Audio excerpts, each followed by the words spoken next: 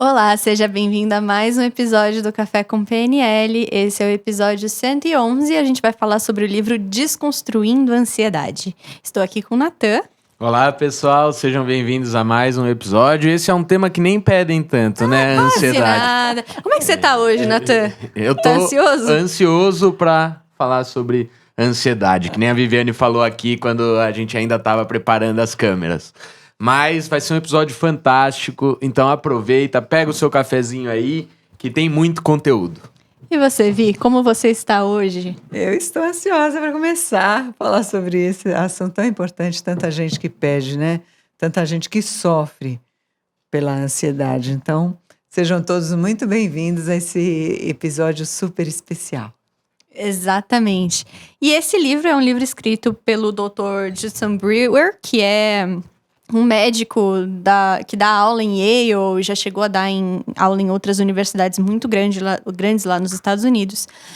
E ele traz aqui um método que ajuda as pessoas a lidar, na verdade, com as consequências da ansiedade delas. Então, por exemplo, o método que ele traz promoveu a redução de 40% na ingestão de alimentos em pessoas que comiam quando estavam ansiosas. O mesmo método também ajudou a reduzir 63% da ansiedade em pessoas com transtorno de ansiedade generalizada. E o que eu achei interessantíssimo sobre o método dele, e que também não é muito uma novidade, é que ele é muito parecido com diversas técnicas da programação neurolinguística. E faz total sentido, porque o cérebro humano é o mesmo, né? Uhum. Então, eventualmente, independente do nome que você der para as técnicas, o negócio tem que convergir, senão não faz sentido nenhum.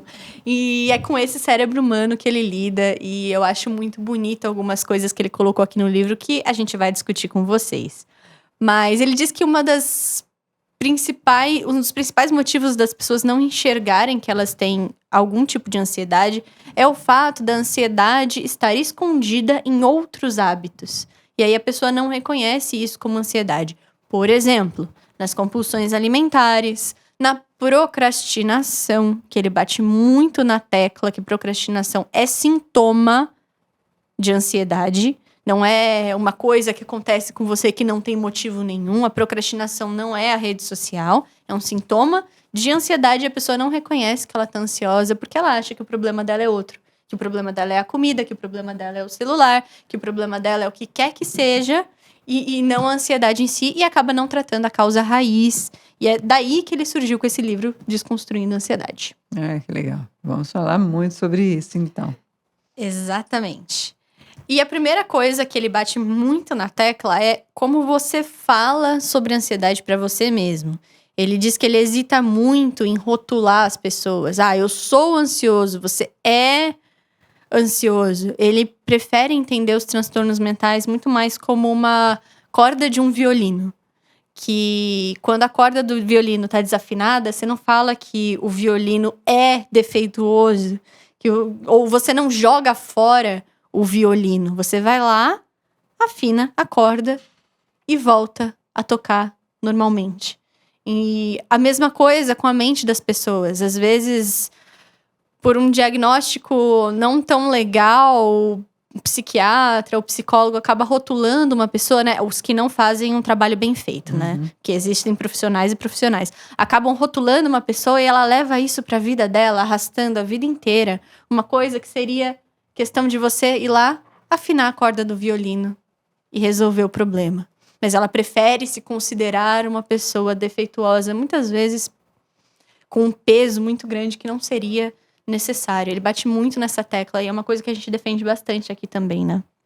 Com certeza é isso aí. Né? O rótulo já faz com que você não parta para uma ação, né, de uma mudança. E a ansiedade, ela tá ligada a uma emoção, né, que é do medo. E aí a gente pode conversar sobre isso e entender como que ele fez para desconstruir, né, essa ansiedade. Como que ele fez para tratar cada passo que dá para a gente poder começar a... Eu falo muitas vezes, Carol, e a gente percebe até no não verbal das pessoas a ansiedade, né? É o balançar da perna sem parar, né? É aquela pessoa que não vai fazer exercício, eu vejo isso muito na academia. A pessoa faz exercício correndo, né? Tem um tempo para você descer ou subir num exercício. Uma pessoa para, então você já percebe a própria ansiedade no movimento do corpo, né? Por isso que eu falo assim, a gente pode até mudar a forma como a gente começa a fazer as coisas com o corpo para mexer na mente, já que mente e corpo faz um sistema único. Então, eu vejo assim, na academia, eu comecei a me policiar muito de fazer exercício de uma forma mais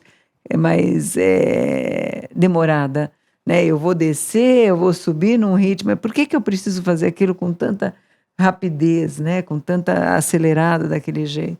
Que não deixa de ser uma certa ansiedade, né? Exatamente. Uma outra ressalva que ele faz é com relação aos diagnósticos também, que ele coloca que aqui nos Estados Unidos, né, que é o caso dele, a pessoa, para ser diagnosticada com um transtorno de ansiedade generalizada, ela precisa ter ansiedade e preocupação excessivas com vários assuntos, eventos ou atividades com bastante frequência durante 6 meses, e isso ser claramente excessivo. Olha a quantidade de subjetividade que tem nessa frase. O que é vários assuntos, eventos ou atividades? O que significa ser claramente excessivo? E aí ele brinca no livro. Eu acho que eu devo ter dormido na aula em que eles ensinam quando deixa de ser insuficiente para claramente excessivo. Porque ninguém ensina o que é claramente excessivo.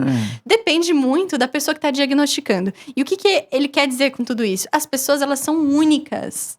O que é vários assuntos? Quem que vai determinar o que é vários assuntos? Quem que vai determinar o que é claramente excessivo ou não? Isso, é por isso que é tão importante a gente olhar para o ciclo que cada um faz. A ansiedade não é a mesma. A minha ansiedade não é diferente da ansiedade da Viviane. É diferente da ansiedade da Viviane, que é diferente da ansiedade do Natan. Você não pode colocar todo mundo isso no mesmo pacote e falar, é claramente excessivo, são vários assuntos, porque é extremamente subjetivo do jeito que está escrito. E a gente precisa tomar cuidado com isso também. Sim. Então, quando já tem essa subjetividade, gera diagnósticos errados, né? E a partir do diagnóstico, um médico falando, você tem transtorno de ansiedade generalizada. É um médico falando, né? A pessoa já começa a pensar, nossa, é uma pessoa de alto poder pessoal, eu sou, que aí vem no rótulo, e aí não tem como partir para ação porque eu sou assim mesmo. Então isso gera muitos problemas. Claro, não é todo, como a Carol falou, não são todos profissionais, né? Mas tem alguns que agem dessa forma e por ser subjetivo também leva. Talvez até não é por maldade, má fé, nada disso. Mas por ser subjetivo, né? É claro que existem uma série de perguntas e análises que uma pessoa precisa fazer ali dentro do próprio DSM, né? Que é um manual para identificação de transtornos que deixaria isso mais específico. Mas, de qualquer forma, é uma brincadeira que ele faz com o fato de a gente acabar se autodiagnosticando por esse tema ser tão famoso aí na internet. Mas, fechando esse paralelo aqui, vamos entrar, então, na discussão principal, que é o que a Viviane falou. Tanto a ansiedade quanto o pânico, e aí vem síndrome do pânico e tudo mais, eles derivam do medo. A principal função evolutiva do medo é te proteger. E é por conta dessa principal função evolutiva que a gente tem todo esse caos aí que é a ansiedade na nossa vida. Vocês querem explicar, então, um pouco do que é o medo, para que ele serve, como ele foi criado? Não, é o que a Carol falou. Todas as emoções possuem uma função, né? E o medo é uma das emoções primárias dos seres humanos. O que significa isso? É uma emoção que gera outras. Por exemplo, ansiedade, pânico. Então, é uma emoção primária. E o medo tem como função te proteger. Você teria sobrevivido à sua adolescência sem o medo? Não. Se aqui fosse um prédio de 40 andares, sem nada pra pôr a mão, e eu tivesse aqui, o que eu ia sentir? Medo. Então, o medo serve pra te proteger. Só que a gente tem que começar a prestar atenção, porque o mesmo medo que protege, em algum ponto, ele pode te limitar. Ele pode te limitar na área profissional, no seu relacionamento, algum ponto ele pode te limitar. E aí eu sempre falo, o que você tem que fazer quando o medo estiver te limitando? Aí as pessoas respondem, enfrentar, desafiar. E não é bem assim. Porque, primeiro, você tem que buscar o conhecimento, buscar o preparo para aí sim agir sobre aquele medo que estiver te limitando, essa situação que estiver te limitando, agindo com todo esse conhecimento, todo esse preparo que você adquiriu. Isso aí. Bom, o medo, do ponto de vista da neurociência, ele é gerado por um sistema que a gente chama, que é o nosso sistema rápido, que Daniel Kahneman menciona bastante também, neurocientista. Esse sistema, na gente, né? Ele fica no sistema límbico, tem uma grande participação da amígdala, que reconhece... A amígdala aqui, tá? No cérebro. Que reconhece situações de perigo e ele ativa para te colocar numa situação de luta ou fuga ou paralisia. Além desse cérebro mais antigo, depois de certo tempo, o ser humano começou a desenvolver mais uma região do córtex pré-frontal, que seria o cara responsável pela nosso raciocínio lógico, basicamente, né? Planejar, fazer uma análise de dados e tudo mais. E a graça do nosso córtex pré-frontal é que ele consegue prever o que vai acontecer com base nas experiências anteriores. O que é maravilhoso para várias coisas, é muito adaptativo que o ser humano tenha essas habilidades bem desenvolvidas. Só que tem um probleminha. O córtex pré-frontal, ele precisa de informações exatas para ele conseguir fazer uma previsão exata. Quando faltam informações no nosso cérebro, ele cria diversas versões do que poderia acontecer na cabeça dele para preparar o seu sistema para agir em relação ao futuro. Ok, criou várias versões. Só que temos um problema. Por questão de sobrevivência, o nosso sistema límbico faz com que a gente guarde muito mais fácil memórias que causaram medo, memórias de perigo, de coisas que aconteceram errado, para você não repetir, do que outros tipos de memória. E aí, quando o nosso córtex pré-frontal vai tentar fazer uma previsão do que vai acontecer, com falta de informações, ele vai fazer em cima da memória que está mais recente, que é a memória de perigo. Ou seja, a pessoa começa a pensar em todas as coisas que podem acontecer ruins. E aí que surge a ansiedade. É o seu córtex pré-frontal e seu sistema límbico tentando prever alguma coisa quando existe uma falta de informações. E o que mais existe atualmente é uma falta de informação absurda sobre os temas. Você pega lá o Covid. O que é o Covid? É uma grande falta de informação. Ninguém sabia absolutamente nada do que ia acontecer no dia seguinte. Ninguém sabia que doença era aquela, se tinha como curar, se tinha tratamento, não sabia se ia voltar para o presencial ou não. É uma grande incerteza. E aí o nosso cérebro, com falta de informações, causa esse tipo de comportamento. Não é à toa que aumentou 250% o número de pessoas ansiosas nessa época. Com certeza. Com certeza. Quando você não consegue cuidar, né, do que vai acontecer, se preparar para isso, realmente você vai sofrer, ser impactado por uma emoção que vai ser o medo. E ele vai e o medo, ele paralisa, né? Ele faz com que você paralise.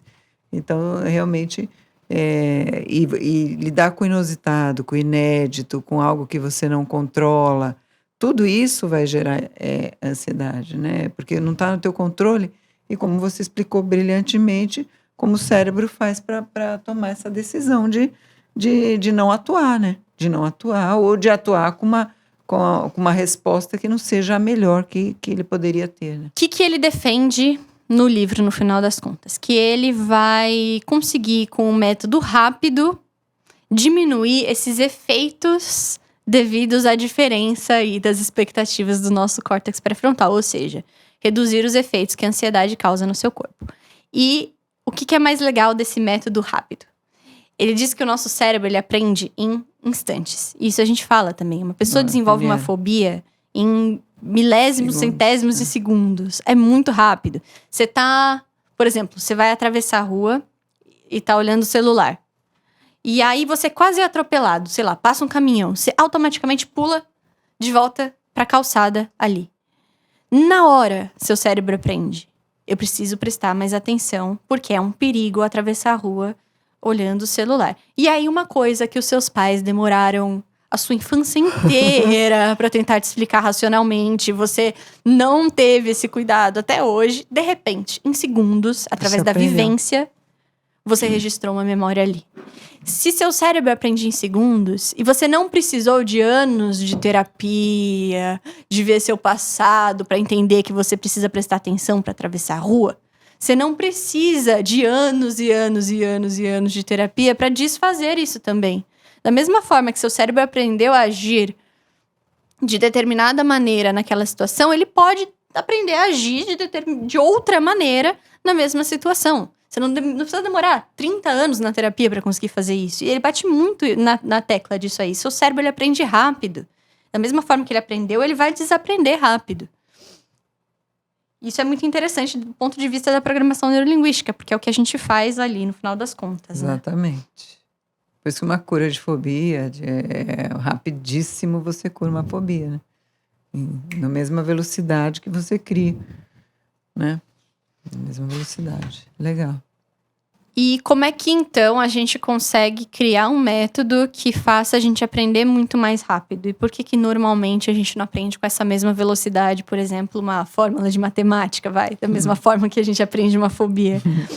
É tudo questão da linguagem que você vai usar para comunicar com a sua mente. O seu sistema límbico, ele tem um sistema de funcionamento próprio. Ele tem uma lógica própria. Ele não respeita a lógica do seu córtex pré-frontal, não necessariamente, né? Então, por exemplo, tentativas de força de vontade, que algumas pessoas fazem. É só você ficar mais calmo.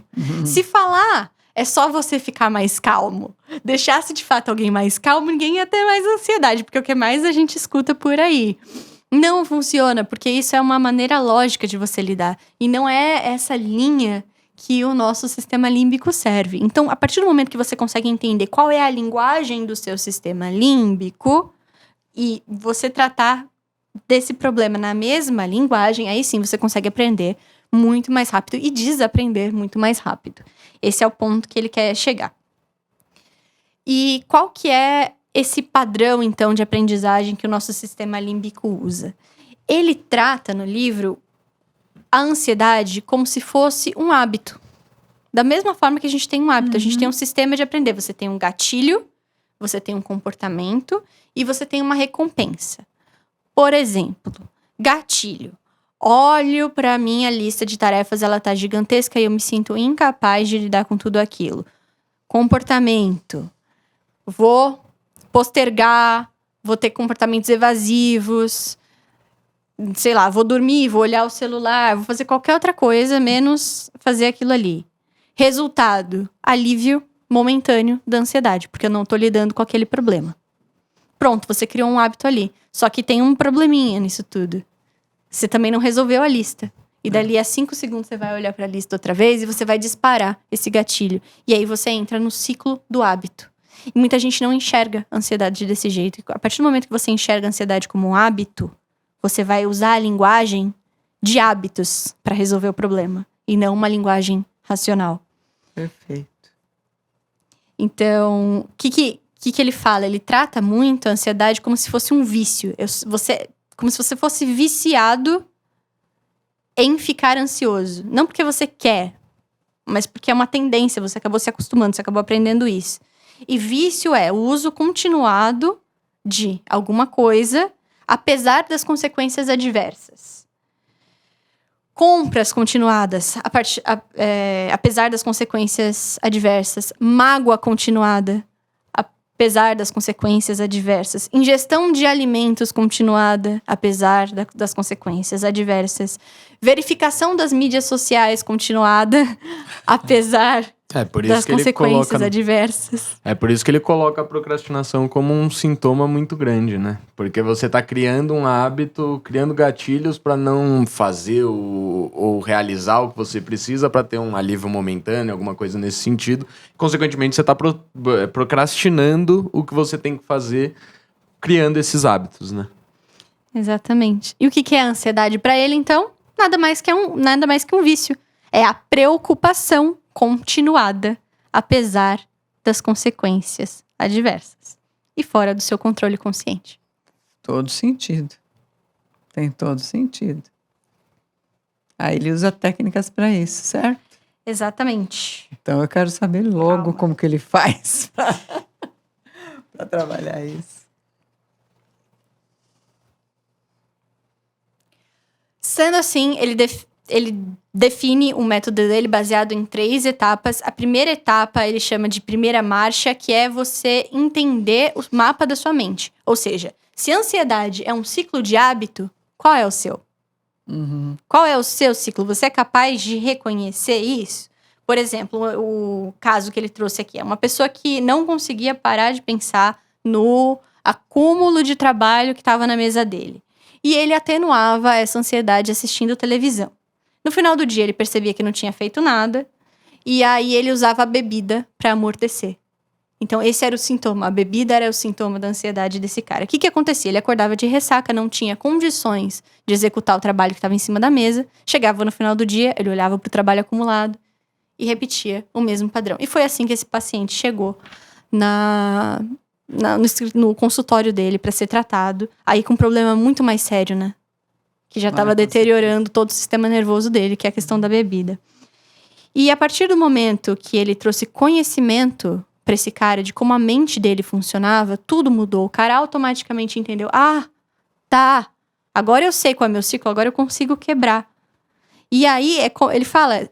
É como se você estivesse perambulando num quarto escuro, trombando com todos os móveis na sua frente, e de repente alguém acendesse a luz. Ah, tá, é assim que esse quarto funciona. Agora eu sei como eu vou me movimentar aqui dentro. Então, você conhecer como sua mente funciona, o conhecimento liberta. O conhecimento sobre qualquer assunto que você tenha na sua vida, ele liberta você. Da mesma forma, o conhecimento que você tem sobre a sua mente te liberta dos padrões comportamentais que você tem, inclusive da ansiedade. E é por isso que o practitioner, um dos motivos que eu vejo, é tão fantástico nesse ponto, né? O practitioner é a nossa formação completa em programação neurolinguística. Ele te ensina como sua mente funciona. No practitioner, você vai lá, acende a luz. Pronto. Exatamente. Resolveu. Para esse cara, resolveu, né? Não é a única saída. Esse aqui é um pontapé inicial para isso. Que é basicamente você ter autoconhecimento. É autoconsciência, né? É autoconsciência. De entender qual é o seu ciclo de ansiedade. Então, você que está em casa, já aproveite e faça esse exercício conosco. Já pega aí um papel, uma caneta. E pensa, poxa, nos momentos que eu tô ansioso, para um pouquinho. O que você estava pensando antes? O que você estava fazendo antes? Qual que foi o gatilho dessa ansiedade? Porque aí, você reconhecendo esse ciclo, você consegue mudar muito mais fácil. Fica a recomendação do podcast que a gente fez, O Poder do Hábito, que a gente fala bastante sobre isso. Foi com a Rosângela, na época que a gente fazia ainda no nosso escritório. A gente falou bastante de como criar hábito, como mudar hábitos. Então, fica de recomendação também. Às vezes eu gosto até de chamar a atenção das pessoas, como eu falei do exercício na academia. Às vezes eu vejo a pessoa ansiosa, ela tende a falar muito mais rápido, né? Ela dispara. Eu falo assim, olha, fala mais devagar. Você já percebeu o quanto você fala rápido? Porque a pessoa não tem essa consciência. Essa consciência que a gente está falando para a pessoa começar a ter, né? E que comportamento está sendo gerado que em cima da ansiedade que ela tem. Ela trazer a consciência do comportamento que ela está criando pela ansiedade que ela tem. Aí ela mudando o comportamento, ela mudando o hábito dela, ela consegue realmente... Faz todo sentido. O livro tem muito a ver com PNL. Pra caramba.